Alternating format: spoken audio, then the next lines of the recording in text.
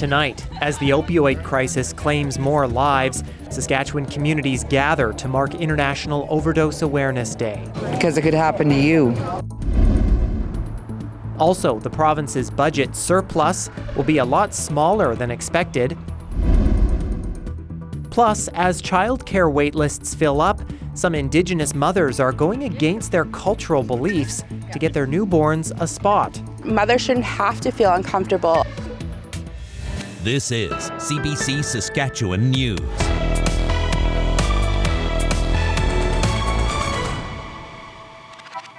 It is Thursday, August 31st, and the CBC Saskatchewan News starts right now.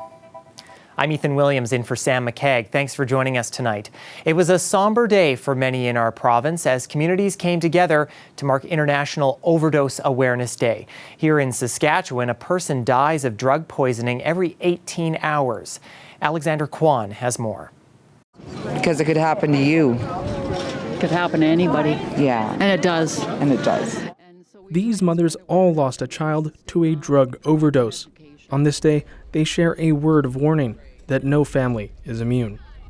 People marked International Overdose Awareness Day with events in Regina and in Saskatoon, a public effort to draw attention to a problem often cloaked in secrecy and shame. We're seeing an ever-growing increase in drug-related harms in our community here in Saskatoon and again across Canada, all over. It's just getting worse and worse.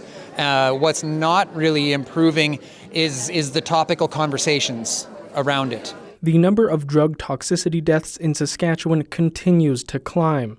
In 2016, the first year the province recorded data, the Saskatchewan Coroner Service reported 109 drug toxicity deaths. That tripled in 2020 with 324 deaths. Then, over the next 2 years, another 784 people died from a suspected or confirmed drug poisoning. This year, the coroner has reported 291 deaths in the first 7 months. Experts and those who deal with substance abuse say stigma makes it difficult for those who need help to ask for it. Rob Croucher is brutally honest about his journey. My kidneys failed, my liver failed, I was on dialysis. I ended up having open heart surgery. The whole time I was in the hospital, I was still smoking fentanyl and shooting up. He nearly died from his drug addiction, but eventually went to treatment. He says if people don't talk openly, policymakers won't be motivated to make changes. It's important just to take away the stigma and realize that these are human beings and drugs are never going to go away. So if we can just start treating it like the epidemic that it is and giving people the care and love and compassion that they need and deserve, I think we'll start moving in the right direction. There are a lot of wonderful groups here today that do amazing work, and it's important that they all do something a little bit different. It's like people, and it's like addiction, and people need sometimes different services. It's not a one-size-fits-all solution. They're hoping for more attention, more services, and more compassion for those who need help overcoming their addiction before it's too late. Alexander Kwan, CBC News, Regina. And researchers are learning more about the levels of toxic drugs in our communities through a wastewater testing pilot project. In addition to monitoring for COVID levels, they are also looking for drugs like carfentanil and other opioids. In June, researchers in Calgary found the level of carfentanil in wastewater was 4 times the amount found 6 months earlier. They also saw a spike in other drugs, leading the team to believe a cocktail of substances could be circulating in the drug supply.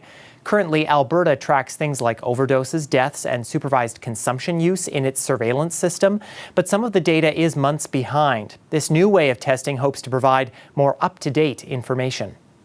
What we can do with wastewater is we can look at the overall drug consumption within a population. So we're not looking at just that individual that's consuming substances. We're actually looking at the entire population as a whole, which is unique because it gives us more information. We can tell, how many, not necessarily how many people are using substances, but the overall quantity that's being consumed within a population group.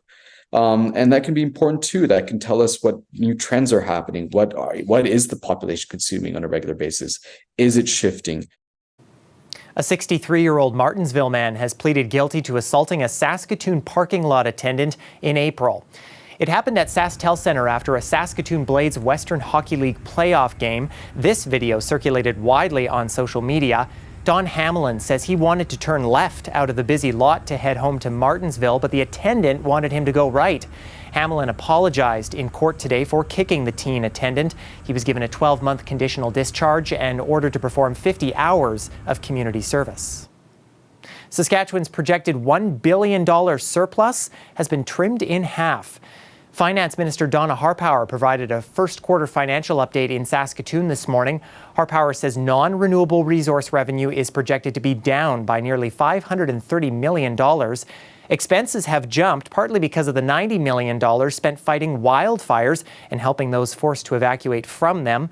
On the revenue side, the government did see a $150 million increase from the PST.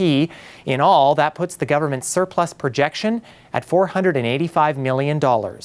Revenue is forecast to be down from budget due to lower resource revenue. While our finances continue to be in a strong position, this forecast clearly demonstrates the importance of prudent and careful management of our spending. Resource revenue is volatile, and forecasts can change quickly due to global impacts on prices and on production. Saskatchewan people have been taking the rising costs of gas, groceries, additional PST, and power bills square on the chin for months, while government coffers have been filled with windfall revenues and additional PST. Witherspoon says the government should have announced cost of living relief. He says that could include a PST reduction, fuel tax cut, or the lowering of power bills. The Saskatchewan Teachers Federation has launched a new advertising campaign to counter what it says is misleading information from the government. The teachers' contract expired today, and the two sides are negotiating a new one. These days, there are lots of things standing in the way of learning. The head of the teachers union says the STF wants to draw attention to crowded classrooms, lack of professional resources, and budget cuts.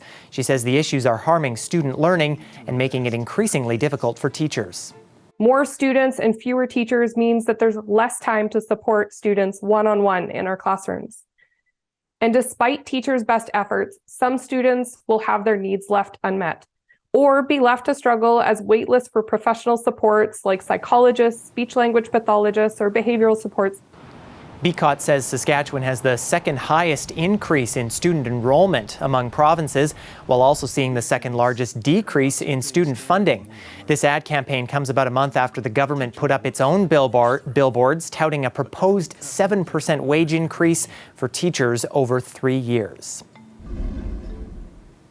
And city workers in Prince Albert have given the city a strike deadline. The union representing the workers issued a statement today that warned they'll exercise their right to strike if they don't reach a tentative agreement by September 11th. For the past few weeks, they've refused to train managers or contractors on how to do their jobs. A strike would affect workers at the city's pool, field house, hockey arena, and city hall. Well, daycare is now a lot more affordable at $10 a day, but the wait lists are still long. Some pregnant women have to vie for childcare before their babies are even born. And as Louise Big Eagle reports, that's putting some Indigenous mothers in an uncomfortable situation. Jessica Dieter lives in Fort Qu'Appelle, where daycare was readily available with her 3 previous children. But her 4th child had to be added to a wait list 2 weeks before she was even born. She says, as an Indigenous woman, that goes against her cultural beliefs. We don't do too many things before our babies earthside until they take their first breath. So that's kind of what made me think that this is putting Indigenous women, especially the ones who choose not to put their babies on a wait list before they're born, at a huge disadvantage. And mothers shouldn't have to feel uncomfortable. Dieter says there should be more accountability and culturally appropriate policies in place at childcare centers. So I didn't actually talk to an elder or anyone about it, but I feel like it was the start of me really thinking about this idea and how it just is unfair to Indigenous people. Dieter's daughter is now over a year old, but she's only moved up 5 spots on the wait list and is now 18th on the list. She still hasn't found childcare and has to return to work as a teacher next week. Monica Palshay is a new mother from Kakduishtahow First Nation. She and her husband Saul chose to wait until her son Ronan was born before putting him on a daycare wait list. I don't think that is right to put an unborn child on a wait list, especially with, our cultural beliefs of not doing things before a baby is born. Palaszczuk says during her pregnancy, it was important to listen to her family and take their advice. I think it's important to carry on traditions and, some of the things we may not know why they were passed down and told to mothers, but I think it's important to keep the tradition going and to keep our cultural alive. The CEO of Regina YMCA says he's glad childcare is more affordable for everyone, but that means the demand is extremely high and the waitlists are so long they are not adding more names. He says he understands the stress this could pose to many families looking for childcare. We certainly wouldn't suggest or ask anyone to go against cultural values or anything that was important to their family. I know it's maybe not a solution, but we would say when you're comfortable, please reach out. But we would certainly respect any cultural norms or values that you wouldn't feel comfortable doing that. Palaszczuk says she hopes to find childcare before her maternity leave ends next summer. As for Dieter, she's still searching. So, for now, they decided that her husband will stay at home until their daughter is 18 months old. She says she hopes by then a space will be available. Louise Begiegel, CBC News, Regina.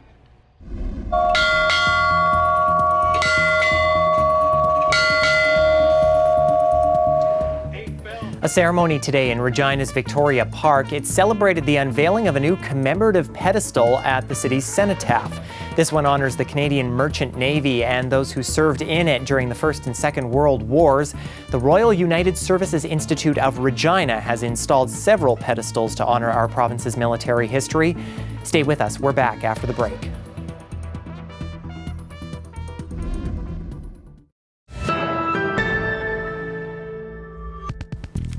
Welcome back. As we head into the last long weekend of the summer, a lot of Canadian motorists are bracing for a spike in fuel prices. And as CBC's Renee Filippone explains, the pain at the pump can spread into other expenses. The price at most pumps in Vancouver is more than $2 a litre, and it could get worse. I mean, they're already too high right now, so going any higher is just a bit ridiculous.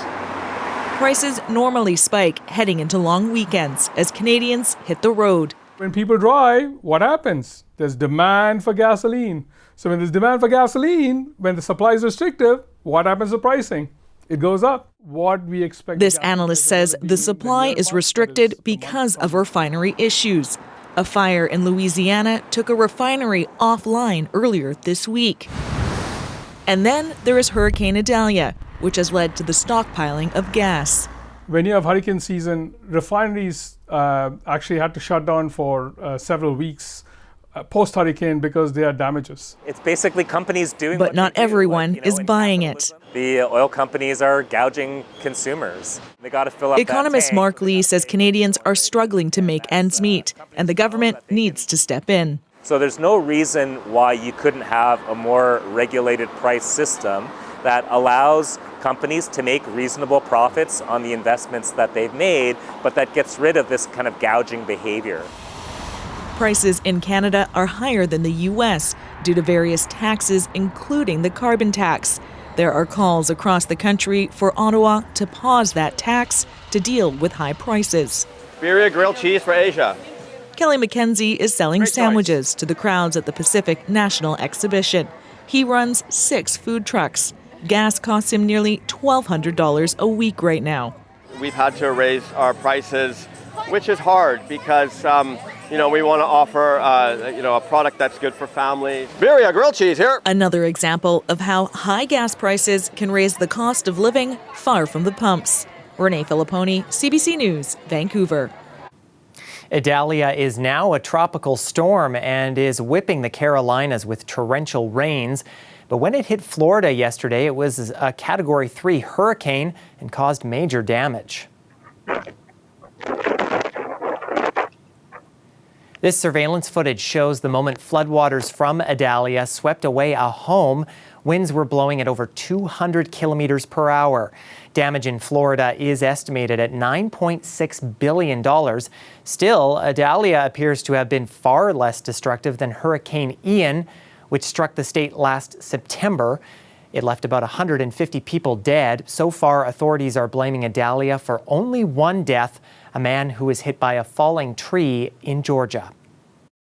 This weather update is brought to you by Crestview Chrysler Dodge Jeep Ram, proud member of the Capital Automotive Group.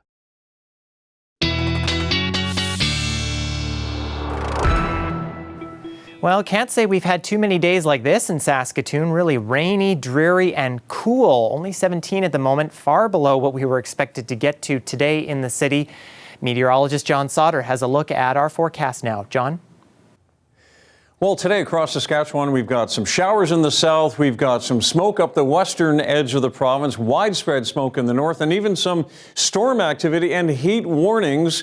Air quality statements in effect now right along the western edge of the province, all of Alberta. And this larger shaded area you see here is a severe thunderstorm watch in effect this afternoon.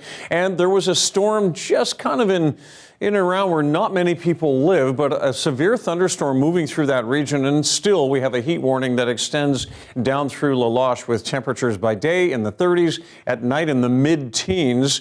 This is what the showers look like across the southern part of the province today. A few of these moving through the Regina area and around Saskatoon or just south of there that will circulate behind that low pressure system down into the Regina area, even through the evening hours. I think by midnight, a lot of these showers are going to be moving out to the east, and we'll see clearing. It'll happen earlier in areas like Swift Current, Kindersley, Saskatoon, clearing overnight, but certainly a lot of this is going to move out of the region as we head into Friday, which will be a much more stable day. You can see this on Futurecast. That system circulating off into central Manitoba. We've got some cloud cover, but through the day Friday, even the cloud really moves out of the region. Few showers in the far north, still some widespread smoke across the far north. Saturday looking much the same. Lots of sunshine through the southern half of the province, and this is when we're looking at temperatures once again in the mid-30s. Now, speaking of the heat, you can see that it will change as we head through into early next week with a cooler flow of air moving in by about Tuesday afternoon. So just a heads up, we are going to return to more seasonal conditions. Tonight, though, clearing overnight. Still a few showers in the evening around Yorkton, clearing overnight in Estevan. And we'll look at clearing skies, but still smoky in the west. An evening shower or thunderstorm possible in Saskatoon. And then up to the north, widespread smoke for the most part. Still a chance of a shower or thunderstorm in La Ronge and an evening shower or thunderstorm in Prince Albert. But tomorrow, everyone clears up with the exception of the smoke in the north. And it is going to be much, much warmer. 28s and 29s through Swift Current, Kindersley and Saskatoon. Regina tomorrow at 29, Assiniboia at 30, and 27 to 29 degrees out onto the east side of the province. Look at the heat for the weekend. A 34 possible here in Regina on Saturday, 31 on Sunday as the Bombers visit the Rough Riders for the Labor Day Classic. Monday, we're back into cloud cover and cooler weather, but we return to mid-20s by the middle of next week, by Wednesday and Thursday. Warm as well for this Labor Day weekend in Saskatoon, 29s on Saturday and Sunday, cooler for holiday Monday and Tuesday, and then 24 with a sun-cloud mix on Wednesday. Ethan? Thank you, John. Well, stargazers around the world were treated to a rare sight last night, a blue supermoon. Now, a blue moon occurs when there are 2 full moons in one calendar month. This month was even more out of the ordinary because both full moons were supermoons, and supermoons appear much larger than usual because the moon is at its closest point to Earth in its orbit. Now, last night's moon is being called the largest full moon for the year. The first full moon appeared on August 1st. The next super blue moon won't happen until 2037. We'll be back after the break. When it comes to your news, you want up-to-the-minute access. Anytime, anywhere. Get the facts straight from the source. Download the free CBC News app or visit cbcnews.ca for news you can trust. The last jobs report from Statistics Canada showed unemployment is on the rise, but it doesn't tell the whole story. A new report out today shows there are still a lot of vacancies across the country, some 750,000 positions in a wide variety of industries waiting to be filled. CBC's Scott Peterson goes through the numbers.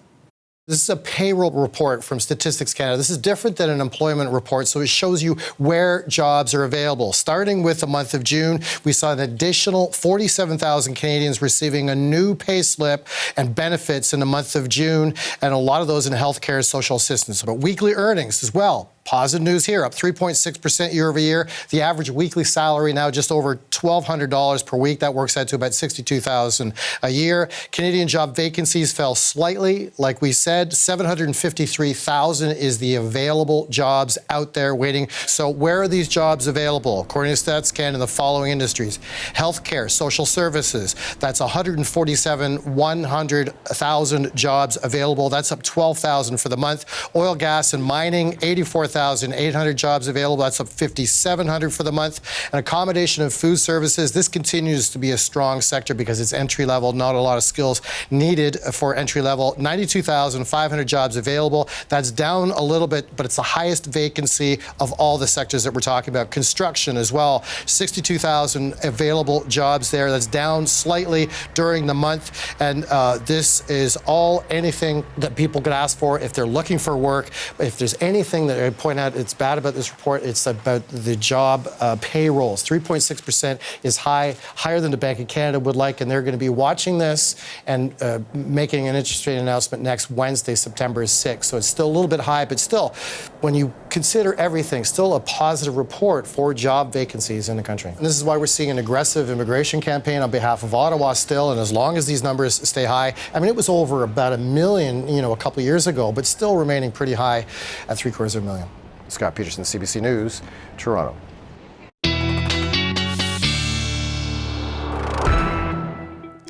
Well, the big weather story tonight is skies will clear. Now, we still have a few evening showers kicking around in the Regina area, but by midnight, I think partly cloudy, still warm at 18 degrees, winds west at 15. It'll be a sunny and breezy start to our Friday in Regina, 20 degrees first thing in the morning.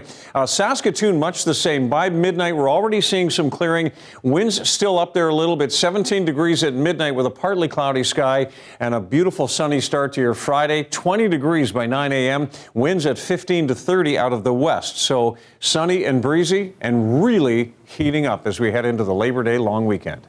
No kidding. Thank you, John. And finally tonight, while people in Regina and Saskatoon have been enjoying the new rentable e-scooters this summer, the same cannot be said about Paris. If you're going to go there to rent an e-scooter, you're out of luck. Starting today, the rentals have been banned in the French capital.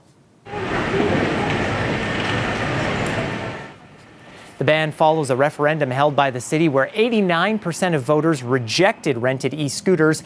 So companies who rented them are taking them off the streets today, replacing some of them with e-bikes. Last year, Paris registered 459 accidents involving e-scooters, 3 of them fatal.